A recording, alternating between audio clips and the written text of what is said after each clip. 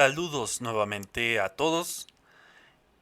En esta sesión hablaremos de la reactivación y recuperación de especímenes, pero visto desde sus bases teóricas.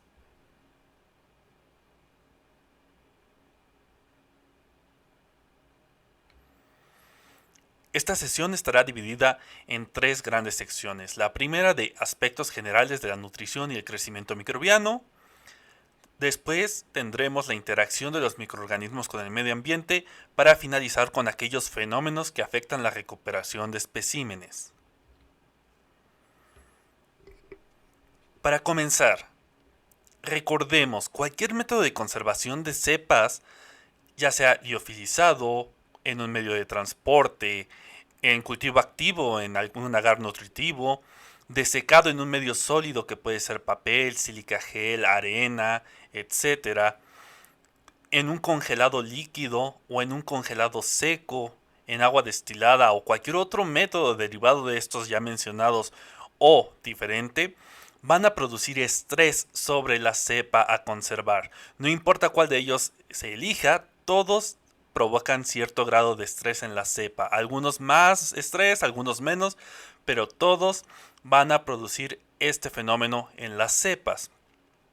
Cuando hacemos la reactivación o recuperación, se trata de echar a andar nuevamente toda la maquinaria de la bacteria de tal forma que ésta pueda continuar con su crecimiento, su reproducción y su mantenimiento.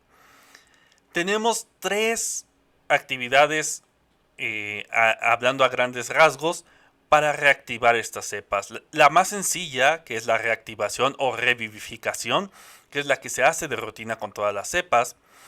Existen para ciertas cepas muy delicadas otro proceso muy parecido, pero con sus particularidades, denominado recuperación.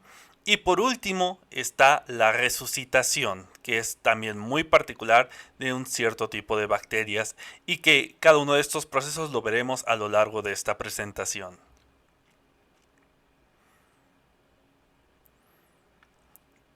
Siendo prácticos, esta presentación se debería limitar a solo decir que es necesario seguir las instrucciones del proveedor del espécimen para sembrarlo en el medio de cultivo adecuado e incubarlo en las condiciones establecidas para obtener el crecimiento. Sin embargo, profundicemos un poco más acerca de por qué se elige el medio de cultivo que indica el proveedor de la cepa y por qué las condiciones indicadas también por el proveedor se deben de seguir con rigurosidad. Para ello hablaremos de los aspectos generales de la nutrición y el crecimiento microbiano. Todas las formas de vida requieren una fuente de energía para crecer y mantenerse. En principio hay disponibles dos tipos de energía, la energía luminosa y la energía química.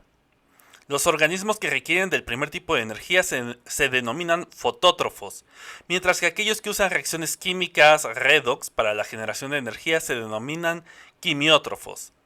La diferencia básica entre los dos es que en el caso de la luz, los electrones requeridos para la transducción de energía metabólica son liberados por la vía de la fotooxidación de un pigmento unido a la célula, mientras que en el caso de la energía química, los substratos de energía externos, ya sea orgánicos o inorgánicos, sirven como donadores de electrones. Por consiguiente, la generación de energía a partir de la luz no depende de la capacidad de un receptor externo de electrones, ya que estos electrones que se liberan por fotooxidación pueden regresar al pigmento oxidado. En contraste, los electrones que se obtienen a partir de reactivos químicos requieren la presencia de un aceptor externo de electrones. Este puede ser oxígeno, nitrato o sulfato. O también puede ser un receptor de electrones producido internamente a partir de los procesos de fermentación.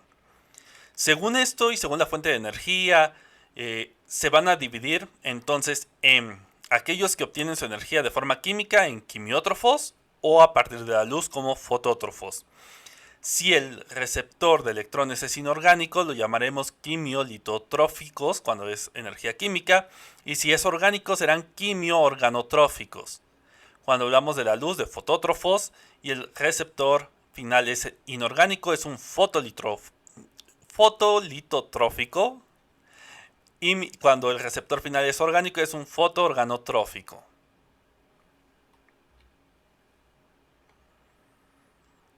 En cualquiera de los dos casos, la energía es generada durante las reacciones metabólicas subsecuentes y se hace disponible a las células en dos formas: un gradiente electroquímico transmembranal o energía química contenida en, por ejemplo, el enlace fosfoanhidro del ATP.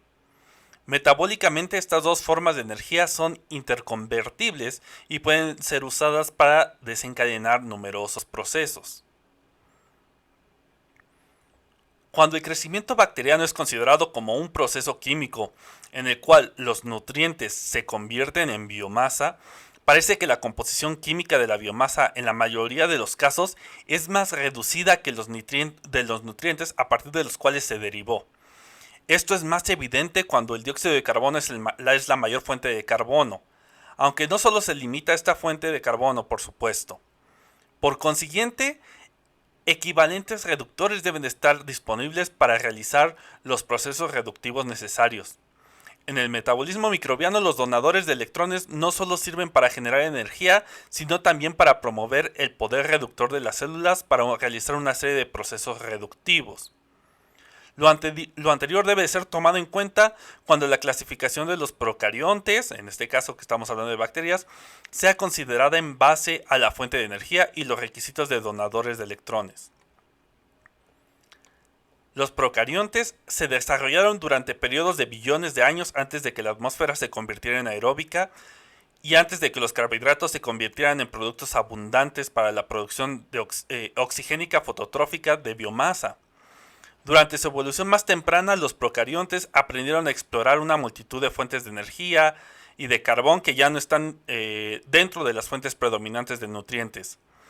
Esto llevó a una versatilidad en la habilidad de utilizar substratos, sus vías metabólicas periféricas y su forma de transducción de energía.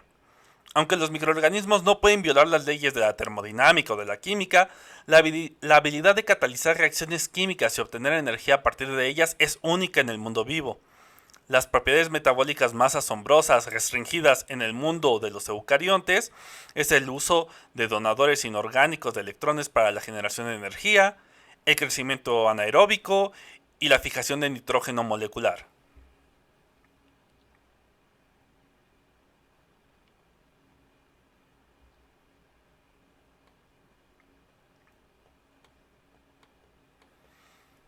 Todas las bacterias, así como otros organismos, requieren nutrientes para su crecimiento y multiplicación. De los más de 100 elementos que aparecen en la tabla periódica, entre 35 y 40 son considerados esenciales. Aunque la mayoría de estos son metales, la composición de la pared bacteriana, que es reflejo de su mayor requerimiento de elementos para su crecimiento, está compuesta de 6 no metales: carbono, oxígeno, hidrógeno, nitrógeno, azufre y fósforo, además de 2 metales, potasio y magnesio, comprendiendo en promedio el 98% del peso seco de la célula, y sobre todo la célula procarionte, ¿no?, que es de lo que estamos hablando en el curso. Estos elementos usualmente se denominan colectivamente como macroelementos, ya que se requieren relativamente altas concentraciones en el medio de cultivo para crecimiento. En adición a estos elementos ya mencionados, hay una variedad de microelementos que se requieren por la mayoría de las bacterias, entre las que se encuentra el hierro, calcio, manganeso, cobalto, cobre, molibdeno, zinc, níquel, vanadio, cloro, sodio y boro, frecuentemente incluidos en soluciones de elementos traza. Algunos organismos, en particular los anaerobios estrictos, también pueden requerir elementos más exóticos como el selenio o el tungsteno. En muchas formas, los microelementos están presentes en cantidades adecuadas como contaminantes de las sales minerales usadas en los medios o como contaminantes del vidrio o el agua. Solo de forma ocasional se deben añadir de forma separada al medio de cultivo. La mayoría de las bacterias no requieren sodio. Sin embargo, las bacterias marinas, algunos fotótrofos y un número de anaerobios estrictos sí requieren la adición de este compuesto.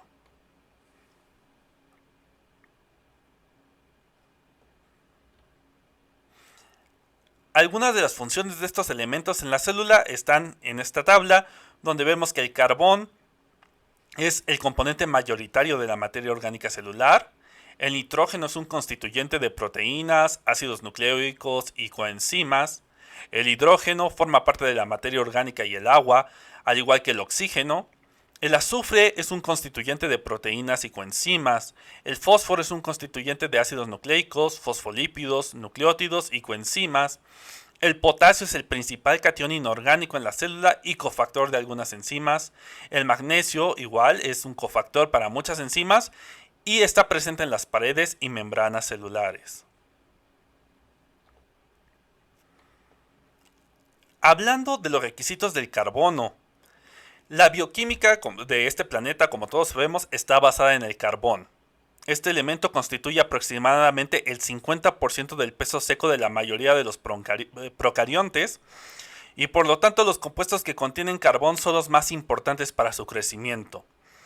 El rango de compuestos de carbono que pueden ser empleados es vasto. Esto se observa por el hecho de que todos los materiales con carbono sintetizados por procesos biológicos pueden ser degradados por microorganismos. Tradicionalmente, las bacterias se han dividido en dos grandes grupos con respecto a su requerimiento de carbono, denominándolos autótrofos o heterótrofos. Estos últimos también pueden ser llamados organótrofos. Los autótrofos comprenden aquellas bacterias que usan dióxido de carbono como principal fuente de carbono. Estos organismos emplean luz y o la oxidación de compuestos inorgánicos para la generación de energía metabólica. Su metabolismo energético puede ser clasificado como fotolitotrófico o quimiolitotrófico, como hemos visto en las diapositivas anteriores. Ya que muchos de los organismos pueden realizar uno o dos de estos tipos de metabolismo energético, también pueden crecer a expensas de fuentes orgánicas de energía. A estos se les denomina autótrofos facultativos. O también pueden crecer mejor cuando pequeñas cantidades de estos compuestos orgánicos de carbono están presentes en medios de cultivo inorgánicos. A estos los llamaríamos mixótrofos. La variedad de tipos nutricionales entre los procariontes solo puede ser adecuadamente descrito cuando la fuente de energía, el donador de electrones y la fuente de carbono son considerados en conjunto. Cuando tenemos todo esto en cuenta podemos establecer, y esto es lo que verán que aparece normalmente en las hojas de trabajo de las cepas una vez que se adquieren o en los instructivos para reactivación de las cepas, que se va a establecer qué tipo de condiciones son las necesarias para trabajar este cultivo. De esta forma se puede establecer, por ejemplo, bajo las condiciones actuales, el organismo puede crecer de forma quimiolitoautotróficamente. Esto reconoce que el mismo organismo bajo diferentes condiciones ambientales también puede crecer, pero en otras condiciones podría ser quimiorganotróficamente. Las bacterias heterotróficas obtienen el carbono de nutrientes orgánicos. Estos tienen dos funciones principales. Deben proveer cadenas de carbono para cumplir con los requerimientos biosintéticos de la célula y además deben de proveer la energía necesaria para el crecimiento y mantenimiento. En la mayoría de los casos, la fuente de carbono también es la fuente de energía. Muchas bacterias crecen con un solo compuesto de carbono adicionado al medio. Otros dependen de compuestos orgánicos adicionales que deben estar presentes en pequeñas concentraciones, ya que las células son incapaces de sintetizar los compuestos enteros de los constituyentes de la célula a partir de una sola fuente de carbono. Estos últimos son denominados factores de crecimiento. Las bacterias difieren considerablemente con respecto al número y tipo de compuestos de carbono que pueden emplear.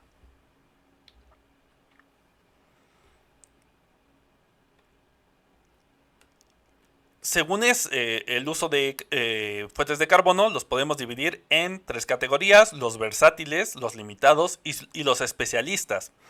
Algunas bacterias como la Pseudomonas son muy versátiles y se conocen por utilizar más de 100 diferentes compuestos de carbono como única fuente de carbono.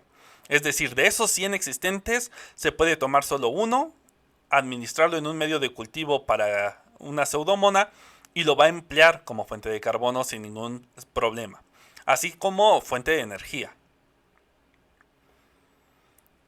Estos compuestos orgánicos pueden pertenecer a varios grupos e incluyen carbohidratos, azúcares, polialcoholes, ácidos grasos, alcoholes primarios, aminoácidos y compuestos aromáticos. Todos los compuestos de origen natural, recordemos, pueden ser descompuestos y pueden servir como fuente de carbono y energía para algunas bacterias y otros microorganismos. En contraste con las bacterias versátiles, muchos grupos existentes están limitados en su capacidad de descomponer compuestos orgánicos. Por ejemplo, en esta categoría tenemos a los metilótrofos obligados, que solo pueden emplear metano, metanol, dimetiléteres y otros pocos compuestos. E incluso tenemos microorganismos especialistas que restringen su metabolismo a un solo tipo de compuesto orgánico. Como ejemplo, Bacillus fastidiosus solo crece en ácido úrico.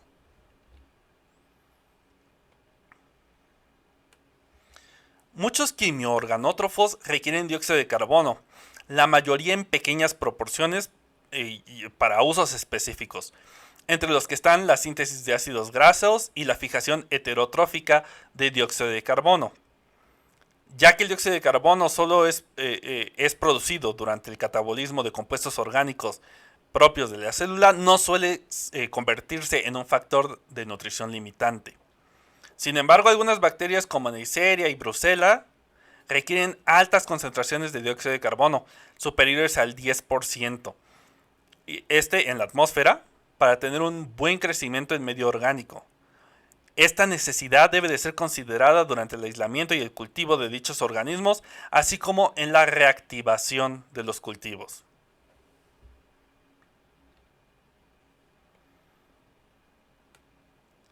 Hablando de requisitos de nitrógeno, fósforo, azufre, potasio y magnesio, comenzaremos describiendo qué pasa con el nitrógeno. Este forma entre el 8 y 14% del peso seco de la bacteria. En el material celular, el nitrógeno está incorporado en su forma reducida. Un amplio rango de compuestos orgánicos e inorgánicos de nitrógeno puede ser empleado para satisfacer los requisitos de este elemento. La mayoría de los fotótrofos utilizan el nitrato como fuente de nitrógeno, mientras que la mayoría de las bacterias no fototróficas también pueden asimilar los nitritos. Para la biosíntesis, el anión debe de estar reducido. Sin embargo, algunas bacterias dependen del nitrógeno reducido en forma de sales de amonio. Otras bacterias no crecen en presencia de compuestos inorgánicos de nitrógeno, pero dependen del nitrógeno presente en los aminoácidos o polipéptidos. Dichos compuestos pueden además servir como fuente de carbono y de energía, teniendo las tres funciones. Numerosas bacterias aeróbicas y anaeróbicas son capaces de fijar nitrógeno molecular y por lo tanto estos pueden crecer en medios sin ninguna fuente de nitrógeno.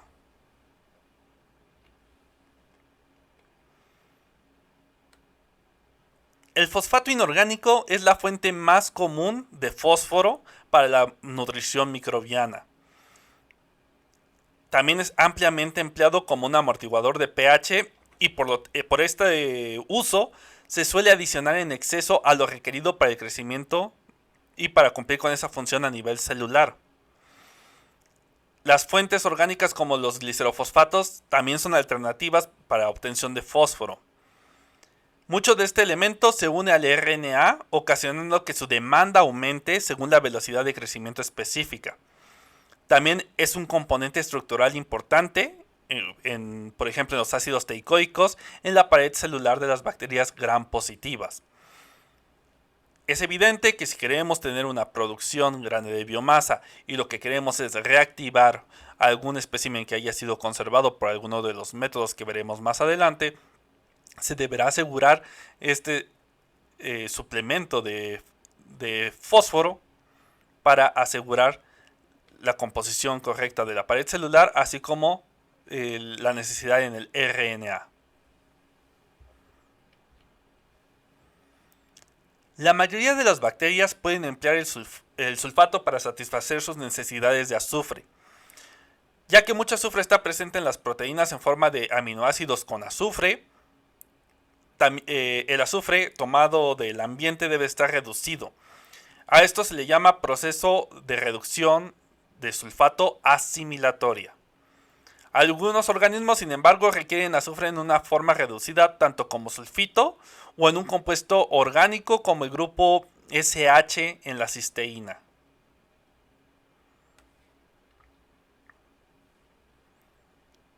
El potasio es el principal catión inorgánico de la célula, como ya lo vimos anteriormente. Mucho de este está unido a los ribosomas bacterianos. Es un cofactor para algunas enzimas, se requiere para el metabolismo de carbohidratos y está involucrado en muchos procesos de transporte y osmorregulación. Usualmente se suele agregar una sal inorgánica de potasio, como el sulfato de potasio o el fosfato de potasio, para satisfacer esta necesidad. Por último, el magnesio, cuyo requisito para la bacteria está dado principalmente por la necesidad de los ribosomas.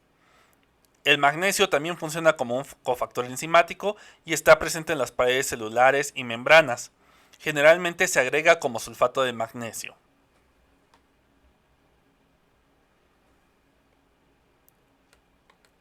Recordemos que algunas bacterias pueden necesitar la adición de factores de crecimiento, ya que no todas ellas pueden sintetizar por completo los componentes que requiere la célula.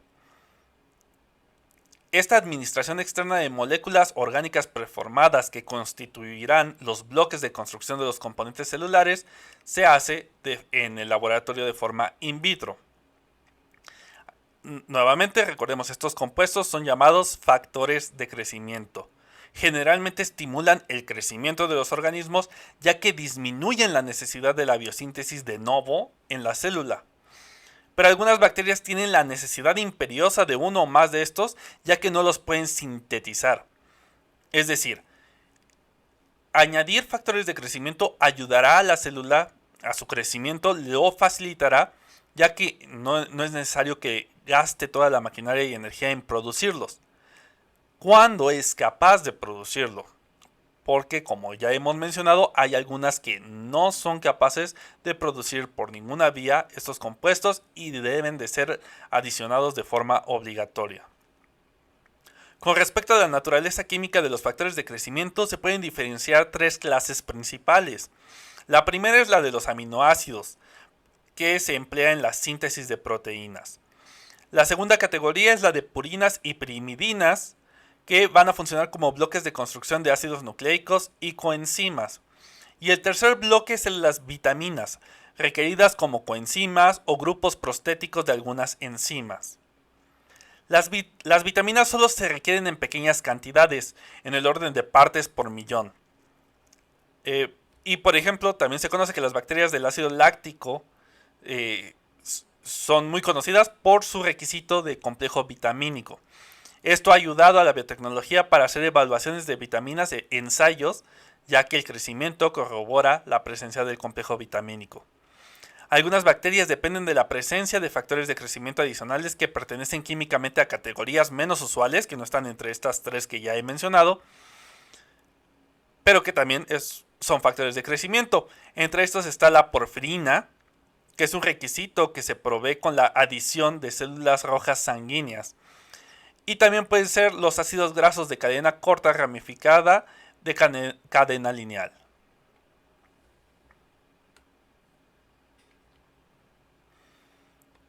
En esta tabla vemos algunas de las funciones de las vitaminas. Por ejemplo, para el ácido paraminobenzoico es un precursor del ácido tetrahidrofólico involucrado en la transferencia de un carbono. La biotina ayuda a la fijación y a la liberación de dióxido de carbono. La coenzima M está involucrada en la formación de metano.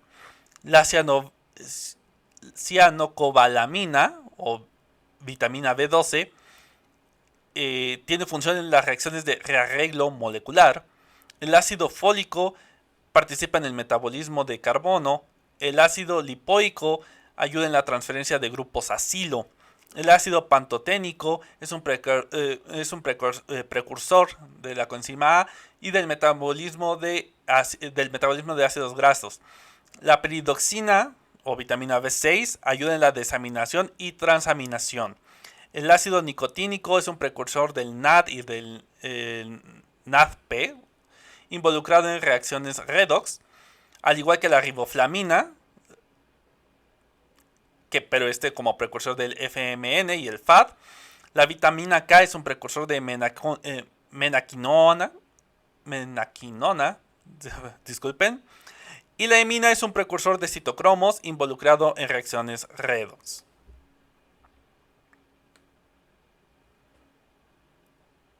Ahora hablemos de la interacción de los microorganismos con el medio ambiente. Si bien los nutrientes que debe tener el medio y que son necesarios para la bacteria son importantes, también habrá que considerar las condiciones ambientales en las que vamos a mantener a los cultivos durante su reactivación.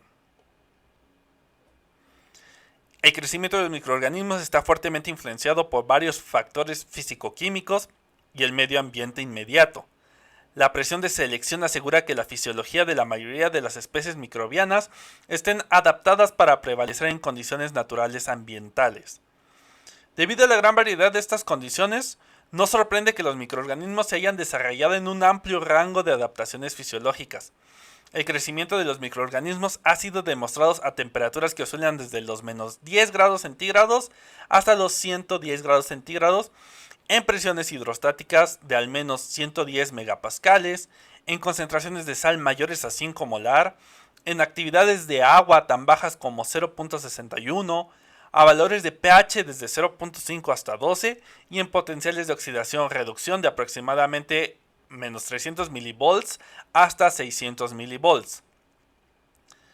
Hablando de la temperatura, este es uno de los factores físicos más importantes que influyen en la actividad metabólica, crecimiento y supervivencia de los organismos vivientes. Del enorme rango de temperaturas posibles en el universo, solo se ha observado crecimiento desde los menos 24 grados centígrados para algunas levaduras, menos 20 grados centígrados para algunos hongos y de menos 5 a menos 10 grados centígrados para algunas bacterias. Yéndonos al otro extremo, la máxima temperatura para crecimiento registrada está entre los 105 y 110 grados centígrados para bacterias, sobre todo la bacteria anaeróbica Pyridoctium occultum. Sin embargo, el crecimiento a 120 grados centígrados e incluso 250 grados centígrados se ha descrito en algunas ocasiones para algunas especies muy particulares, pero no es un valor frecuente. Por lo tanto, por consenso se ha establecido un límite superior de crecimiento que se encuentra entre los 110 y 150 grados centígrados, debido a que la termosensibilidad de varios componentes celulares esenciales está en este rango. Incluso aunque entre el límite inferior, como hemos mencionado, y superior de temperatura pueden existir entre 125 grados centígrados, no significa que un solo microorganismo tenga ese rango de crecimiento. Ningún organismo muestra ese rango de crecimiento y ninguno va a mostrar un rango de crecimiento mayor a 10 grados centígrados a un máximo rango de 60 grados centígrados.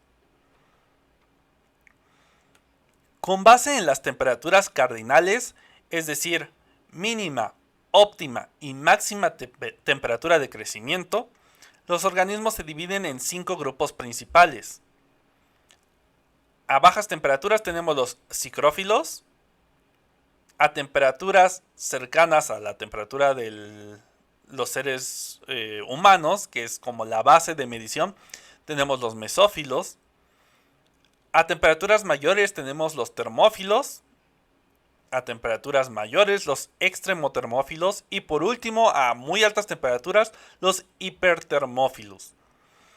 Esta distinción se ha realizado por meras razones prácticas y la temperatura distintiva no debe de ser tomado como valores exactos. De hecho, existen sobrelapamientos considerables en los rangos de temperatura. Esto se origina principalmente por el hecho de que es muy difícil determinar la temperatura mínima de crecimiento, ya que el tiempo de duplicación de una bacteria se puede hacer extremadamente largo en el extremo inferior del rango de temperatura. Mientras que en el extremo de mayor temperatura se inactivan las enzimas y esto causa disrupciones en la estructura de la membrana, por lo tanto, nuevamente se vuelve a desacelerar el proceso de duplicación celular. Entonces, en estos dos extremos es muy difícil determinar si aún sigue viable o no el microorganismo y por eso es complicado determinar los rangos de temperatura de crecimiento.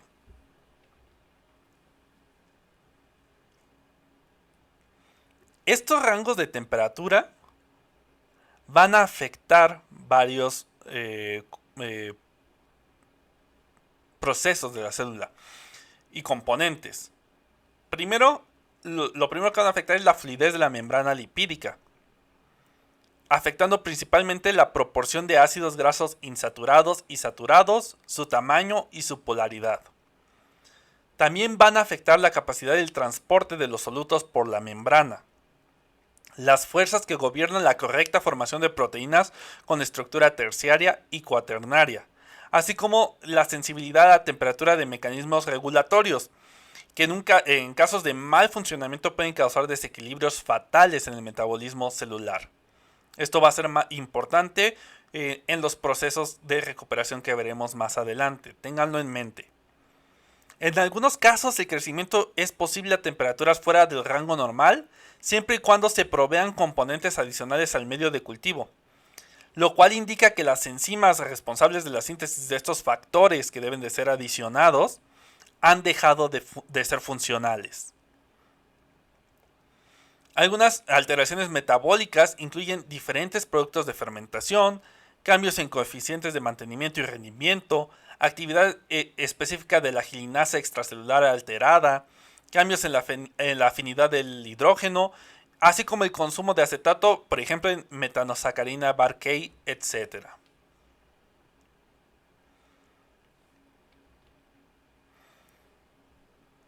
Hablando de la concentración de protones, el valor de pH de los medios naturales puede ir desde el 0 al 14. Muchos microorganismos han sido aislados en estos ambientes y a lo largo de este rango de pH los microorganismos pueden crecer. Sin embargo, la mayoría de los medios naturales poseen un pH entre 5 y 9.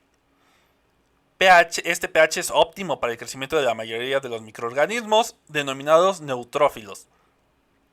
Para fines prácticos, aquellas especies con crecimiento óptimo a pH menor a 5 son denominados acidófilos, mientras que los alcalinófilos son aquellos que crecen de forma óptima sobre pH 8. Al igual que las temperaturas, estos rangos no deben de ser tomados de forma estricta porque existe sobrelapamiento de los rangos de pH. Sin embargo, sirven para darnos una idea general de qué condiciones debemos mantener para asegurar la recuperación de estos especímenes. Osmolaridad. La vida es estrictamente dependiente de la disponibilidad de agua, pero los microorganismos difieren considerablemente en sus requerimientos con respecto al contenido de agua y del medio circundante.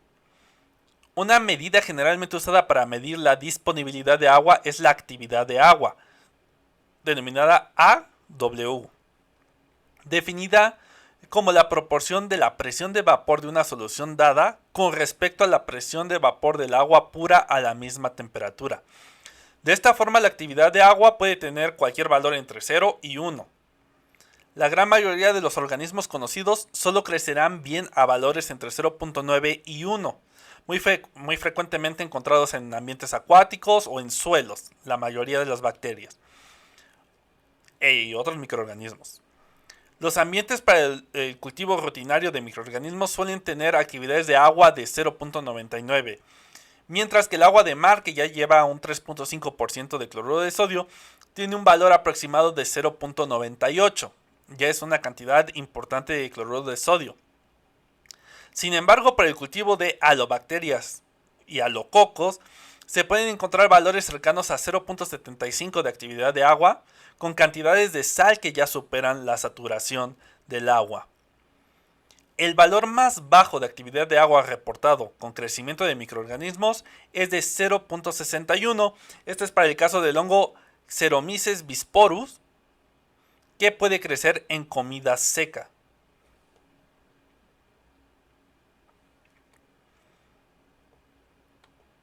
Una consecuencia directa de los cambios en la actividad de agua es la variación de la osmolaridad. Las bacterias parecen mantener la osmolaridad intracelular a un valor ligeramente mayor que la de sus alrededores, lo cual es posible debido a las paredes celulares rígidas que pueden aguantar considerable presión osmótica. Si la presión osmótica interna cae por debajo de la ambiental, ocurre una deshidratación y por consecuencia se dañan las membranas celulares. La estrategia general por la que se regula la osmolaridad es la acumulación selectiva de solutos que no interfieren fuertemente con el metabolismo celular. A estos se les denomina solutos compatibles.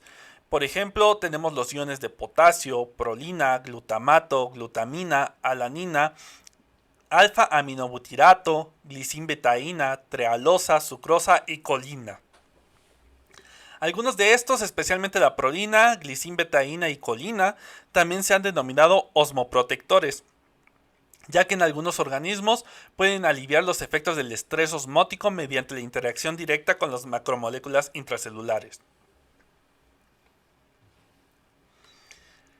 Incluso aunque el potencial de osmorregulación permite el crecimiento de muchos organismos en un rango considerable de condiciones osmóticas, este tipo de adaptación tiene límites claros, y los microorganismos pueden ser divididos de acuerdo a su tolerancia osmótica.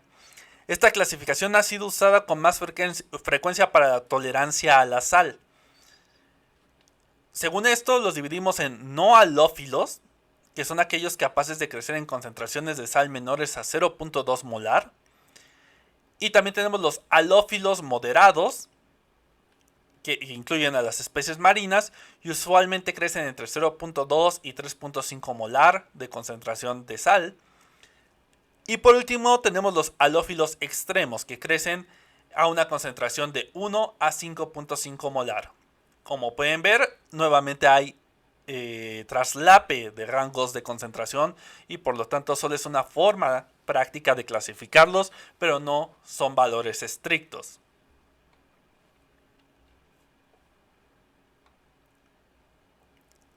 Sobrepresión hidrostática.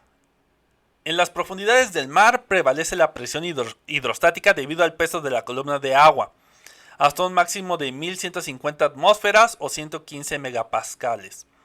En estas zonas se han encontrado bacterias denominadas barófilas. A su vez, estas se han clasificado como barotolerantes, que son aquellas que aumentan su velocidad de crecimiento después de que se pasa un proceso de descompresión, es decir, se extraen de esa presión hidrostática.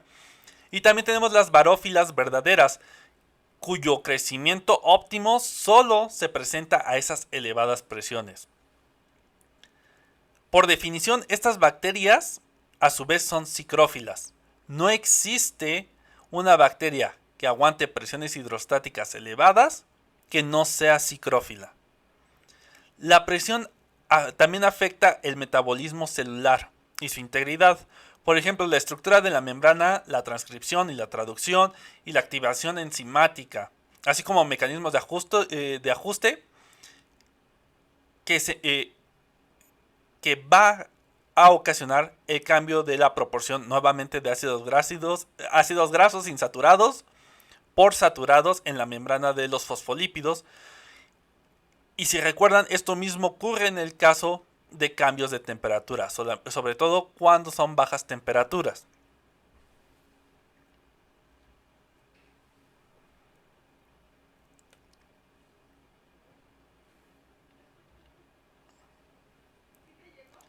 Después de visto lo anterior, lo cual fundamenta el por qué al momento de revivificar o recuperar especímenes es necesario el empleo de medios adecuados, especialmente ricos en nutrientes, así como condiciones ambientales adecuadas, es necesario tomar en cuenta tres fenómenos que pueden ocurrir en los microorganismos debido al estrés producido por el método de conservación empleado.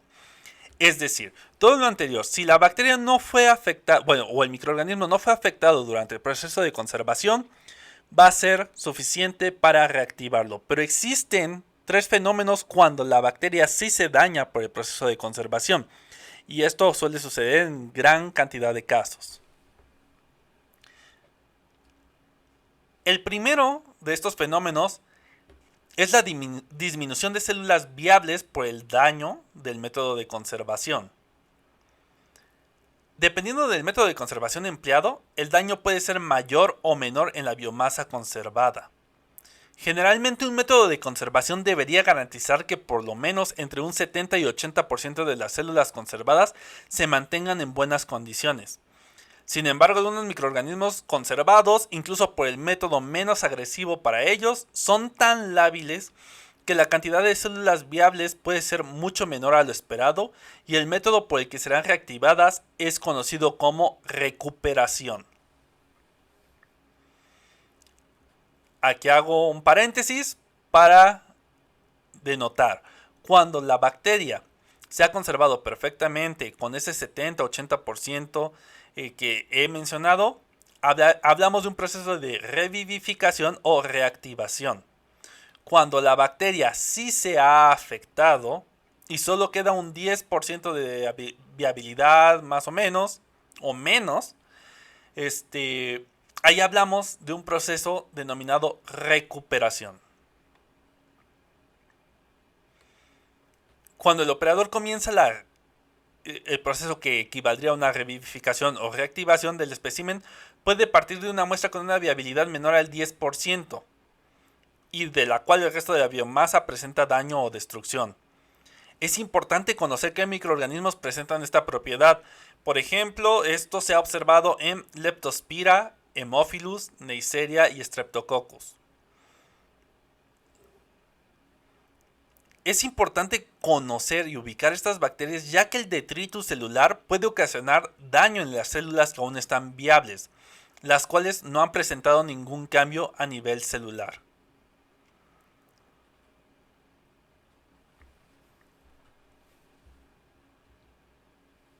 Como cualquier método de reactivación o revivificación, el espécimen, conocido como altamente lábil, deberá ser transferido a un medio de cultivo con los nutrientes necesarios para desestresar al microorganismo y lo más disponibles posible. Esto prácticamente nos obliga al uso de medios líquidos.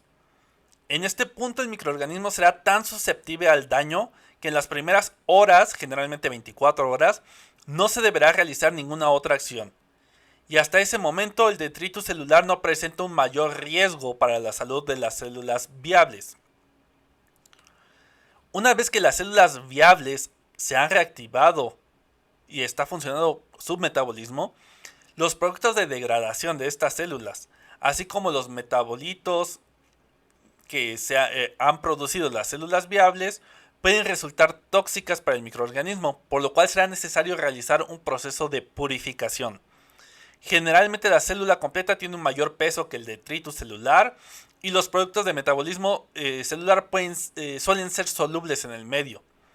Gracias a lo anterior, el siguiente paso a realizar será la centrifugación del cultivo, de tal forma que las células viables queden en el fondo del tubo para centrífuga y con la ayuda de material de laboratorio pertinente y estéril se retirará el sobrenadante que contiene el detritus celular y los productos del metabolismo.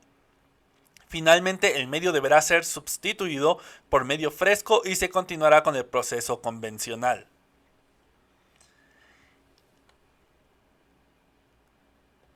En estos casos es importante contemplar que el cultivo puede tomar mayor tiempo de lo normal para generar biomasa suficiente. Además, puede requerir repetición del proceso de purificación hasta 2 o 3 veces.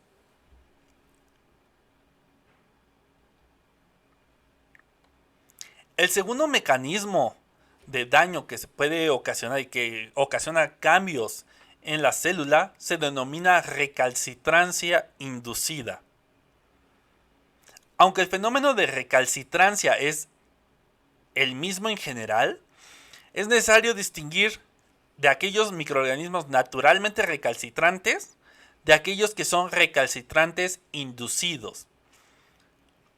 Hablemos de qué es la recalcitrancia. Estos son microorganismos que se resisten a ser cultivados in vitro. Los recalcitrantes naturales son aquellos microorganismos que por falta de entendimiento de la ciencia actual o por múltiples factores se han resistido a su cultivo in vitro y sobre cuales no hablaremos en este curso ya que escapa del alcance que tiene. Sin embargo, por otro lado, los microorganismos recalcitrantes inducidos se comportan como este grupo, es decir, evitan su crecimiento in vitro, Pero la particularidad es de que estos han sido obtenidos de especímenes previamente cultivables in vitro, pero que han presentado cambios a nivel celular que les hace cambiar su comportamiento, y hablaremos un poco más acerca de estos. Nuevamente hago énfasis, los microorganismos recalcitrantes son obstinadamente desobedientes, ya que no se comportan como se espera. No se multiplican en colonias visibles o cultivos turbios en medios estándares dentro de una escala de tiempo considerada aceptable por los científicos. Esta es la razón de que este último llegue al abandono de su cultivo. Cuando no crece en el periodo que se tiene conocido para el crecimiento de la bacteria, entonces el científico suele pensar que ya ha muerto por completo el espécimen, lo abandona y comienza un nuevo cultivo. Sin embargo, podría ser que este espécimen haya entrado en una recalcitrancia que todavía puede ser rescatable. Si el espécimen que se va a transformar en un cultivo recalcitrante es de fácil obtención, probablemente la mejor opción sea abandonarlo e iniciar el cultivo a partir de otro espécimen viable. Sin embargo, cuando el espécimen es de alto valor científico, el primer paso debe ser el uso de un medio nuevo de cultivo o nuevas condiciones de cultivo, ya que evidentemente el procedimiento estándar ha fallado por una o varias razones.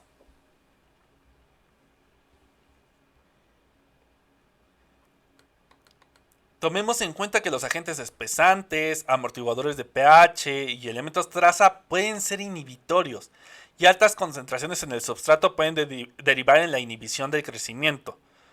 Por lo cual, cuando hagamos este rediseño de medios de cultivo, se debe de buscar que sea una concentración muy baja.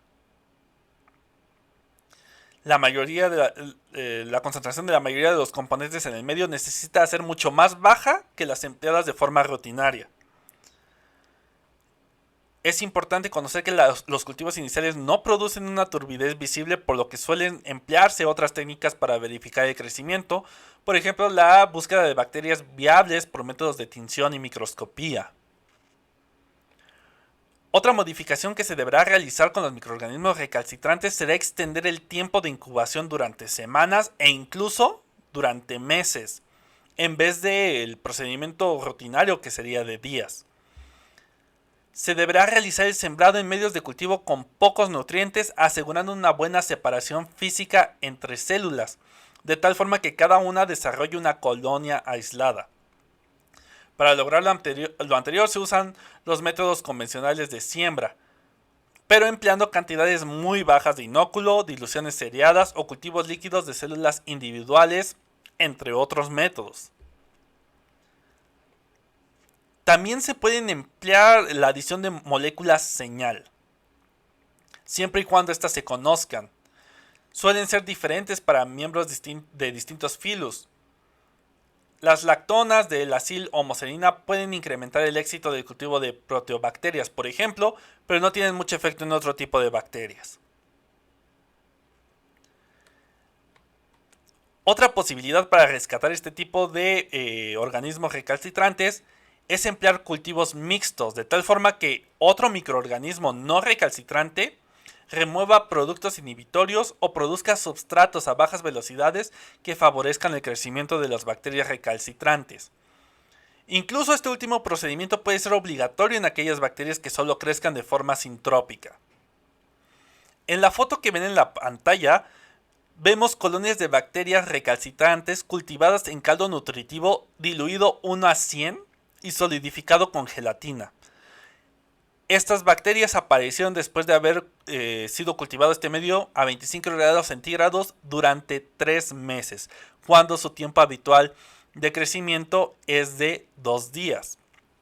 Como verán, es necesario ampliar mucho el tiempo de incubación para poder obtener nuevamente cultivos de bacterias que han pasado a un estado recalcitrante.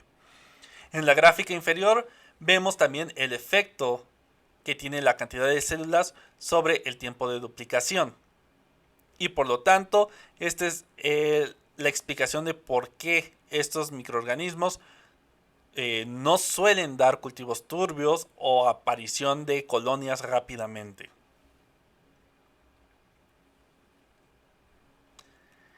El tercer y último fenómeno a mencionar es el paso de las células viables a un estado viable pero no cultivable, conocido como VBNC. Esta propiedad de los microorganismos está aún en estudio, pero hasta el momento se conoce que está ligada a genes específicos observados inicialmente en Listeria y en Vibrio para protección cruzada. Posteriormente se observó este fenómeno en Escherichia coli, Salmonella, Shigella, Aeromonas, Legionella y Campylobacter. La transformación de células a un estado viable pero no cultivable es una estrategia de supervivencia por periodos prolongados empleada por numerosas bacterias cuando las condiciones ambientales son insostenibles para un crecimiento normal. En esta condición fisiológica, las bacterias exhiben funciones metabólicas detectables, pero no son cultivables por métodos de laboratorio convencionales. Las células en estado viable pero no cultivable son reducidas en tamaño y se hacen cocoides, como vemos en las imágenes de la parte inferior, donde vemos un vibrio en la imagen A, un vibrio estándar, normal, sin modificaciones. Y cuando empieza a entrar al estado viable no cultivable, vemos cómo se empieza a hacer la forma de un coco, hasta terminar en la forma que se observa en la imagen C.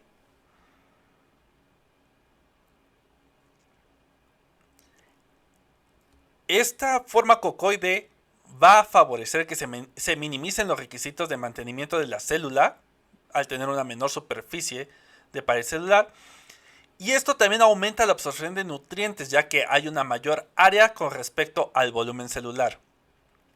La célula sigue manteniendo algunas funciones como actividad metabólica, expresión genética específica, resistencia a antibióticos, virulencia y su potencial patogénico. Aunque pierde componentes como los flagelos, también aparecen nuevas estructuras como los blebs, que son pequeñas vesículas en la membrana. En algunos artículos se ha reportado que el flagelo puede transformar o derivarse en polímeros muy delgados que se observan. Sin embargo, esto sigue en estudio. No se ha comprobado que realmente el flagelo sea el que deriva este filamento de polímero muy delgado. Las condiciones ambientales están involucradas en la inducción del estado viable pero no cultivable. Y estas condiciones son las que predominan en cualquier método de conservación empleado en la actualidad. Notablemente, las concentraciones de nutrientes demasiado bajas, temperaturas subóptimas o demasiado bajas, salinidad elevada, pH extremo o radiación solar, por ejemplo.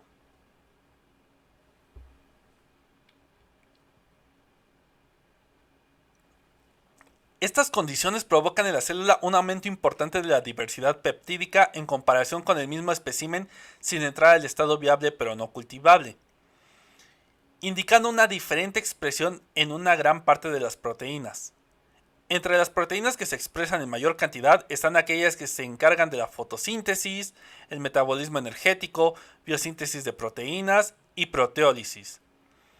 De igual forma existen cambios en la composición de ácidos grasos en los lípidos, apareciendo en las células un estado viable pero no cultivable, más frecuentemente en metilpalmitato 16,0, metilpalmitoleato 16,1, metiloleato 18,1, mientras que en células control eran más frecuentes el metilpalmitato y el metilpalmitoleato. Durante el estrés celular, el porcentaje de metilpalmitato decrece, mientras que el metilpalmitoleato y metiloleato aumentan, así como otros ácidos grasos insaturados, con la finalidad de mantener la fluidez de la membrana. El proceso necesario para sacar a las células del estado viable pero no cultivable se denomina resucitación. Y esto es lo que hace que se diferencie de la revivificación o de la recuperación, ya que la resucitación puede requerir de la inoculación in situ, por ejemplo en intestinos de organismos vivos, el aumento de temperaturas, así como el cultivo en células eucariotas.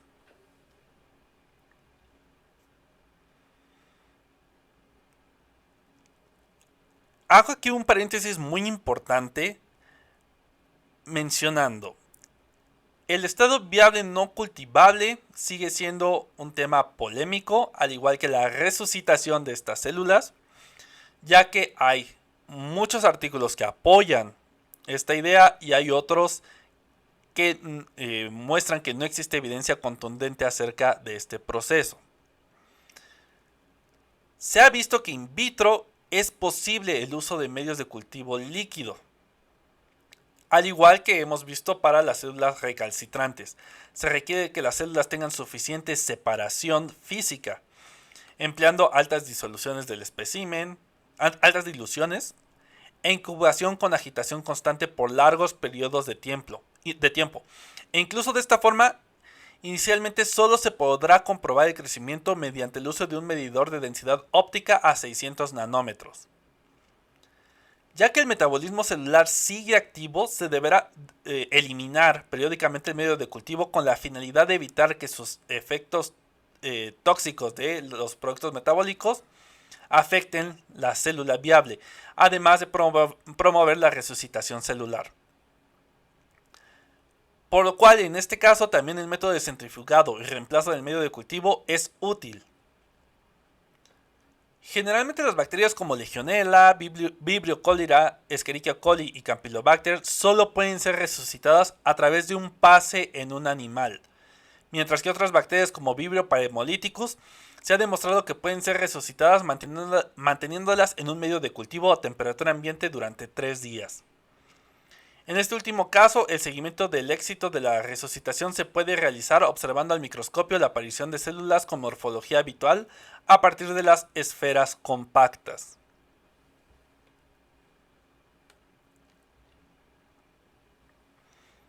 En algunos casos, una citosina bacteriana conocida como factor de promoción de resucitación, RPF, inicialmente descrita en Micrococcus luteus, puede ser autócrina o parácrina y tiene un rol importante en el proceso de resucitación. Esta citosina y otras homólogas han sido descritas en otras especies bacterianas como Mycobacterium, Corynebacterium y Streptomyces, Listeria, Tomitella, Salmonella.